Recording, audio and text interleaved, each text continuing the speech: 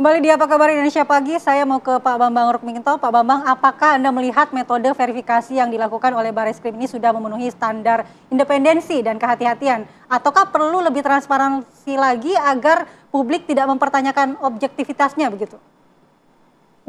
Secara waktu ini layak diapresiasi ya, sangat cepat sekali apa yang dilakukan oleh Barreskrim ini karena sprindik itu dimulai tanggal 10 April 2025 dan sekarang penyidik sudah bisa mengumpulkan alat bukti 39 saksi, kemudian hasil forensik, tetapi itu saja tidak cukup karena masyarakat a priori terhadap penyidikan yang dilakukan oleh kepolisian gitu loh.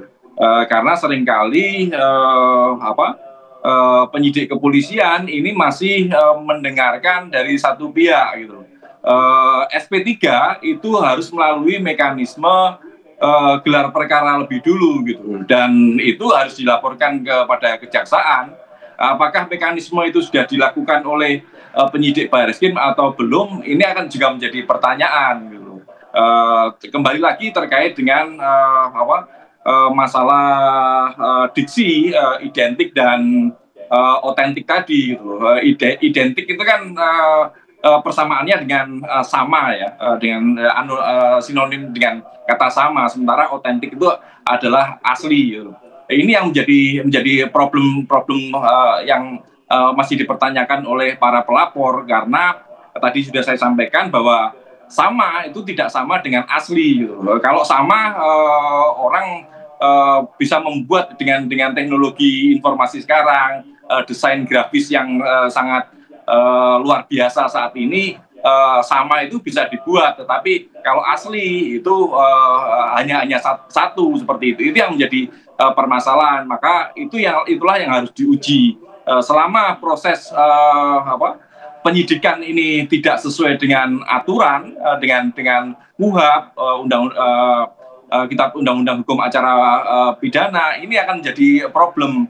Karena kalau saya melihat sampai sekarang gelar perkara terkait dengan kasus ini pun yang melibatkan pelapor maupun terlapor sepertinya juga belum diungkap ke masyarakat. Kemudian masyarakat disodorkan dengan hasil hasil penyelidikan terkait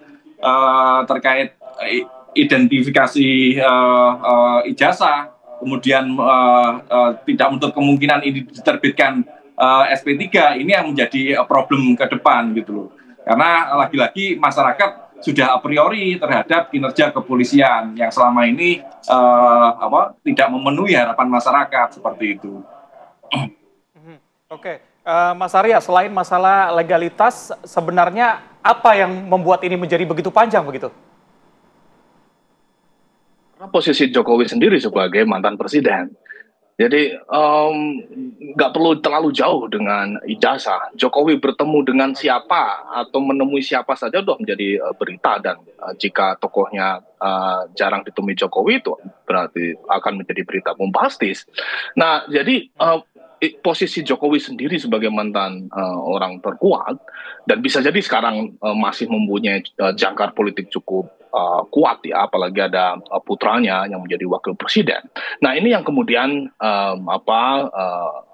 membuat isu ini menjadi sangat krusial, meskipun lagi-lagi saya secara pribadi juga akan lebih senang jika ini segera selesai sehingga ruang publik menjadi lebih produktif berbicara terkait dengan bagaimana kebijakan dari pemerintahan sekarang dan koreksi-koreksinya dan seterusnya.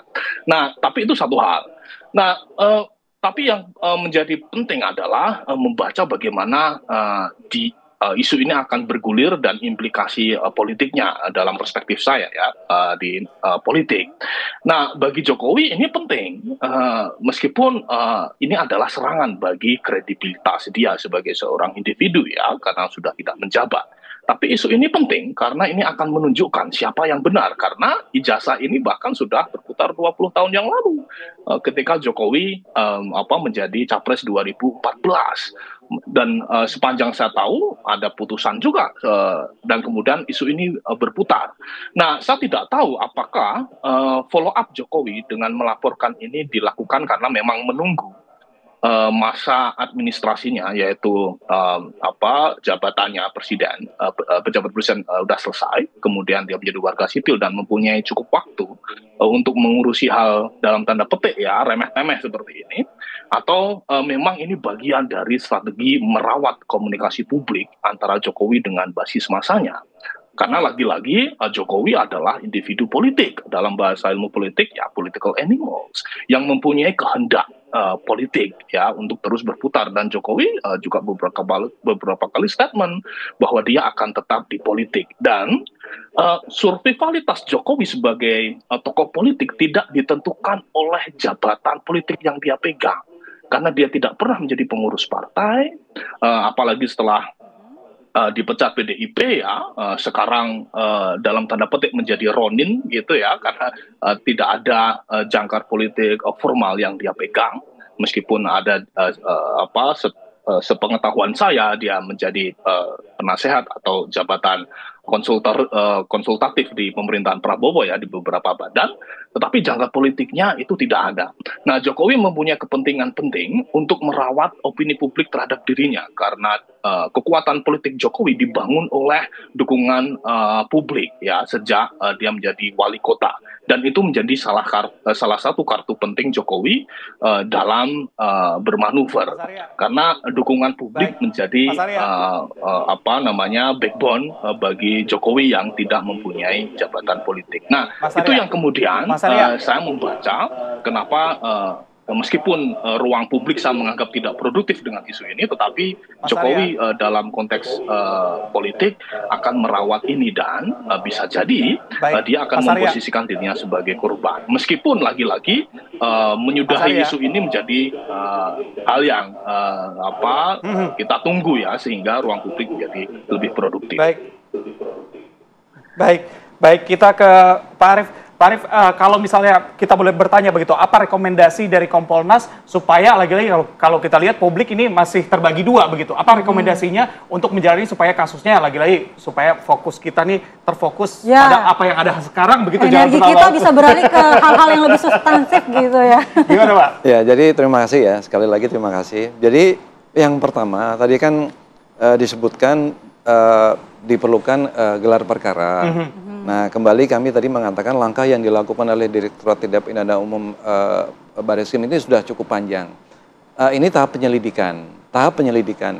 Kalau tahap penyelidikan itu memang kita belum ada SPDP. SPDP itu kalau sudah naik ke tingkat penyidikan, artinya akan memberitahu kepada JPU atau Jaksa Penuntut Umum, dan Jaksa Penuntut Umum akan memberikan jaksa pendamping kalau sudah penyidikan, tapi ini masih dalam tahap penyelidikan. Nah, jadi masih dalam lingkup daripada. Berarti tidak perlu gelar perkara begitu, Pak? Gelar perkara dilaksanakan internal daripada Direktorat Tindak Pidana Umum, bahkan juga di sana kan ada Biro Wasidik, pengawasan penyidikan. Itu juga diundang, dan bila memerlukan juga diundang juga dari pengawas internal yang lainnya, dari Irwasum juga dari Propam bila diperlukan. Ini sudah dilaksanakan, ya kan? Itu yang pertama. Jadi penyelidikan masih tahap ini. Nah, yang kedua, tadi kan di-mention masalah ruang publik. Ruang publik, Mas Esa. Ruang publik itu, kita nih dinamika di masyarakat tuh berkembang begitu pesat. Kita kan masing-masing dimanapun juga kita megang gadget. Ya kan, jadi kita bisa komen, ini komen apa yang kita pengenkan. Jadi begitu perkembangan kayak deret ukur. Ya kan? Karena mereka apa yang ada di benak langsung dituangkan. Sementara penyidik dalam penyidik Polri itu dia lambat karena ada prosedur yang dijaga. Karena mereka berdasarkan aturan. Jadi kalau mereka mau mengekspresikan komen atau pendapat harus berdasarkan aturan. Jadi memang mungkin bisa dilihat, tapi enggak. Ya kan? Yang ketiga, yang paling penting ini Mas Reza tadi kan sebutkan apa rekomendasi kami sewaktu Kompolnas. Kompolnas kan sebagai pengawas fungsional kepolisian. Nah, jadi di alam demokrasi, di negara hukum, sudahlah, ya kan, karena banyak masyarakat Indonesia yang butuh pelayanan daripada Polri, ya kan, pelayanan penyidik. Kalau ini kita fokus ke situ sampai kapan gitu loh? Ya kan? Energinya akan habis di sana. Jadi masih banyak yang diurusin oleh negara ini. Jadi itu kami punya rekomendasi untuk permasalahan ini. Polemik tidak usah berkepanjangan. Oke. Terima kasih Mas Esa. Baik. Terima kasih Pak Arief dan juga ada Pak Bambang Rukminto serta Mas Arya Budi sudah berbincang. Kita harapkan adanya titik terang begitu ya, karena ini sudah dibahas. Lagi-lagi ada publik yang atau ada pihak yang merasa tidak puas. Yang penyelidikan itu tidak ada dalam KUHP. Baik. Sayangnya itu waktu kita sudah habis begitu ya. Ini memang kalau mungkin di lain kesempatan ya. Betul.